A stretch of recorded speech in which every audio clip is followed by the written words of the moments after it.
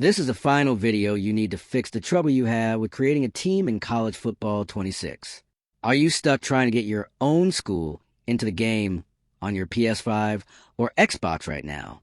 This problem happens because the menus are tricky and the website does not always talk to your console correctly.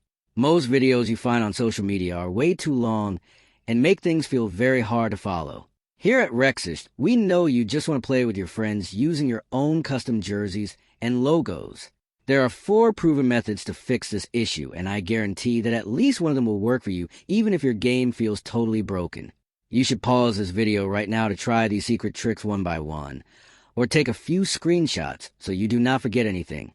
I will not waste your time with confusing talk, because these methods are fast and stay simple for everyone.